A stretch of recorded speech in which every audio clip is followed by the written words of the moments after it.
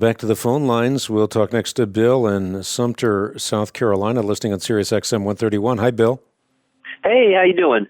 I've been it's been bothering me, this question, lately, and an unsaved friend of mine has been using this as one of his reasons to remain unsaved. And I've run out of ammunition. I want to know, what do you think about people, and what does the Bible say about people like, for instance, today, who live and die in remote areas of the earth where no one has ever said anything about the gospel of Jesus, and they don't even know about him? Well, there's a very concise way in which you can explain this.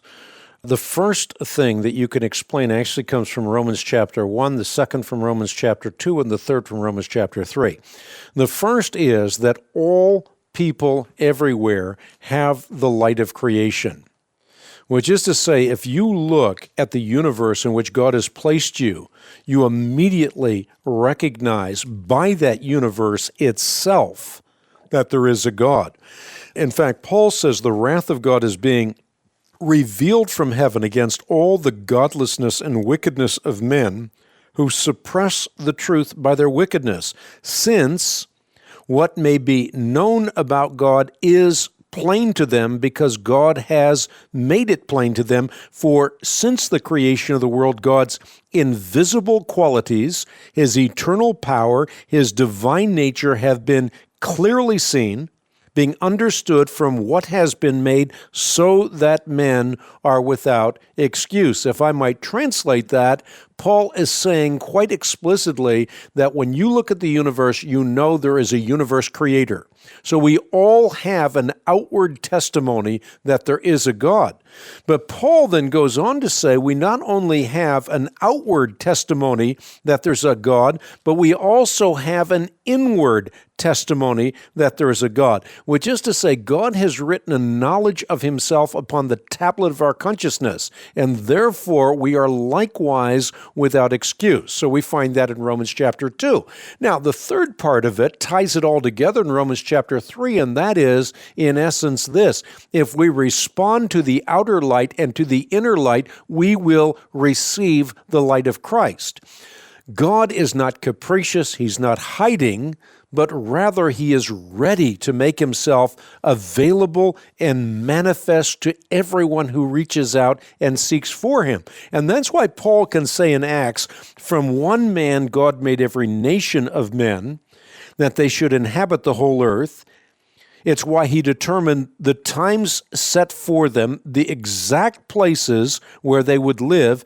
And God did this, says Paul, so that people will reach him and perhaps find him, though he is not far from each one of us.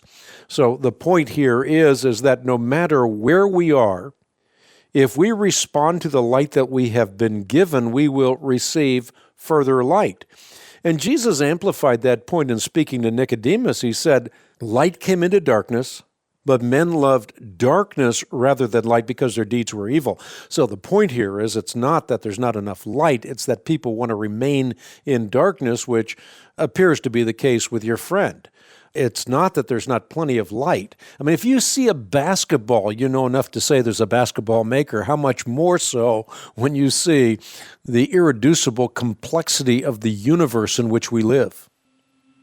So what if theoretically somebody dies and goes to heaven because they believe in this the same way that you're talking about, and then they see Jesus in the heaven, and then they find out, hey, so you went and you died for me. You know, he didn't even know it.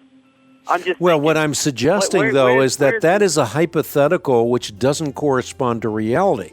The reality, according to the Bible, is that everyone knows about God because God has made himself plain through the universe that he created. Secondly, has written a knowledge of himself on the tablet of our heart, and if we respond to that light, we will receive the light of Christ. That light of Christ comes normatively through the agency of people, but God can bring that light directly to someone without a human person.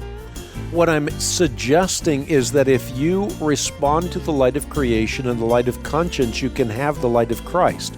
that God is not hiding from people that are seeking to find him. He says, I love those who love me, and those who diligently seek me will find me. I believe that. Thank you very much, Hank. You got it, man. Appreciate your call.